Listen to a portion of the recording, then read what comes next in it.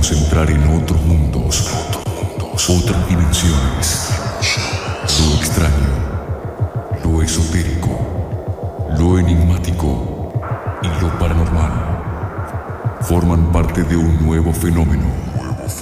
Un territorio explorado por unos pocos, al que esta noche intentaremos develar. Aquellos que se atrevan, sean bienvenidos a Fenómeno CC.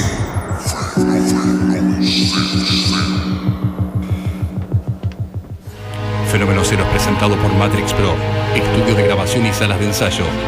Alquiler de equipos, sonido profesional. Abraham Lupi 1077, 4919-7682. Matrix Pro, estudio de grabación y salas de ensayo. Presenta en cero a la izquierda. Fenómeno Cero. Y Gladys de vuelta con nosotros. Hoy campera militar, para contarnos una historia de alienígenas. Sí. ¿Por qué no? Bueno, esta historia, esto pasó en el año 1994, en marzo de 1994, en el dique Los Alazanes, que queda cerca de Capilla del Monte, o sea, pertenecería a lo que sería Capilla del Monte, y fue protagonizado por 6 personas, 6 varones. 2 chicos eran guías de montaña, los 4 otros hombres no, y iban a hacer un curso de supervivencia en la montaña, con lo cual habían elegido el lugar detrás del dique Los Alazanes. Entonces, estuvieron haciendo el curso 4 días, y en el último día estaban haciendo todo lo que tiene que ver con el reconocimiento del lugar, improvisación de brújulas y todo ese tipo de cosas, y empezó a anochecer, con lo cual volvieron a lo que era el campamento base. En realidad era un semicampamento, podemos decir, porque justamente como estaban haciendo un curso de supervivencia no tenían carpas, entonces estaban con frazadas y con bolsas de dormir en lo que se denomina a cielo abierto, ¿no? Dormían. Y habían hecho un gran fogón, porque ya el otro día volvían, y estaban entre mateadas y charlas, y habían hecho un fogón lo suficientemente grande de modo tal que durase toda la noche, porque era marzo y detrás de la montaña hace mucho frío.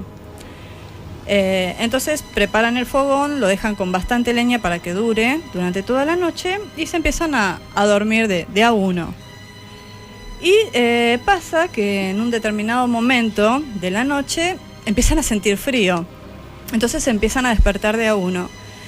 Y era como que al fuego lo hubiesen sofocado, como que algo grande lo hubiese apagado. En realidad era imposible que se hubiese apagado en forma natural, porque los leños estaban bien apagados únicamente, como que algo los sofocó. Y de ese momento, o sea, en ese momento en el que de repente tenían frío, empiezan a sentir un calor sofocante. De modo tal que empiezan a ver que se empieza a hacer alrededor de ellos un círculo de más o menos 10 metros de diámetro que los envolvía, y ellos dicen que era como una especie de bruma o de nebulosa en una luz muy blanca, una luz muy potente, que cada vez se hacía más intensa, y empiezan a ver, o sea, empiezan a mirar hacia arriba, dentro de ese calor que los empieza a quemar, ellos empiezan a quemar, empiezan a ver un círculo grande, plateado, que ellos dicen que de abajo para arriba parecía como si fuese la cobertura de un reloj, un metal que giraba a gran velocidad. Y en determinado momento es como que algo los empieza como a adormecer, empiezan a sentirse como muy relajados. Uno de los guías, que era el único que tenía reloj, puede ver que eran las 4 de la madrugada. Y en determinado momento es como que se quedan dormidos. Pasa que se vuelven a despertar, y al poco tiempo de despertarse ya había amanecido, o sea, amaneció enseguida, con lo cual el reloj de este chico, este guía, se había parado a las 4 de la mañana, lo seguía teniendo el mismo horario, pero ellos calculan que más o menos serían las 7, 6 y media de la mañana, con lo cual habían pasado más o menos 3 horas y media, 4 desde que había aparecido ese fenómeno. Entonces se empiezan a ver unos a otros y se encuentran que estaban muy quemados, estaban demasiado colorados y que el color ese cada vez se les hacía más intenso. Y empiezan a hablar sobre qué es lo que había pasado. Entonces se ponen a hablar entre ellos, entre miedo y llanto, porque era una experiencia rarísima la que habían tenido. Y cuando se ponen a hablar de lo sucedido, uno empieza a contar qué es lo que realmente había pasado, porque aparentemente, si bien los 6 eran como habían entrado en un estado de somnolencia y que no recuerdan bien qué fue lo que pasó, uno sí recuerda bien qué es lo que pasó. ¿Por qué uno sí? Porque yo creo que es de las personas con las que hablé, es uno de los que, no voy a dar los nombres porque había gente muy importante, hay algunos que son médicos, otros que son abogados, este chico tiene una sensibilidad especial.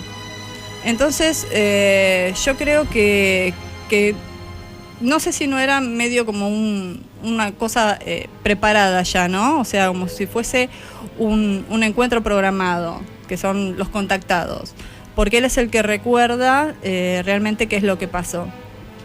Aparentemente, cuando ellos estaban ahí y empiezan a ver esa bruma y se empieza a abrir ese círculo en el cielo que veían eso plateado, él dice que empieza a sentir como que él y las otras 2 personas que tenía a su derecha y los otros 3 que estaban a su izquierda se empiezan a elevar.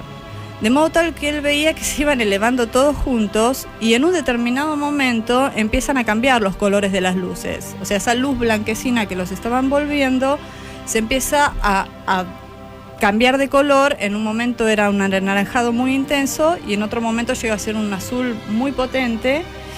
Y de repente es como que son jalados por esa energía y quedan dentro de lo que sería el ovni, y eso que ellos denominan que era como un círculo que se veía abajo es como que se va haciendo más chico y se cierra. Entonces quedan ahí dentro de ese lugar y empieza a ver él en un estado en el que él también estaba con bastante somnolencia, que alrededor de él, o sea, en el lugar en donde se encontraban, había un montón de aparatos como si fuese una cabina de avión, pero muy grande, era demasiado grande este lugar. Y a su vez también dentro de ese mismo lugar había como una especie de nubosidad, ¿no? O sea, que ese humo, que esa brumosidad que los había envuelto a ellos también estaba en el mismo lugar. Entonces, en un determinado momento, cuando él quiere empezar a ver más, siente como que se va a abrir una de las compuertas en donde él se encontraba y en un determinado momento es como que él ve un ser que era medio más petizo, es él, que lo que eran ellos. Y cuando este ser se empieza a acercar hacia ellos, él no recuerda más nada. En ese momento es como que queda totalmente dormido. Y vuelve a despertarse en el momento en que siente que lo vuelven a bajar. Él se ve en un determinado momento que están volviendo a bajar y que quedan apoyados sobre lo que sería la tierra, que fue el único que quedó despierto, o sea, semidespierto. Él se despertó antes que los demás, o sea, estaba entre consciente e inconsciente, porque no estaba choqueado, en realidad no sabía bien qué es lo que les había pasado. Y en realidad esta experiencia para ellos, a pesar de que este chico también tuvo otras experiencias, es una experiencia muy traumática, porque primero que no lo pueden contar, o sea, no pueden decir los nombres y no lo quieren contar porque mucha gente lo puede llegar a creer y mucha gente lo puede llegar a no creer.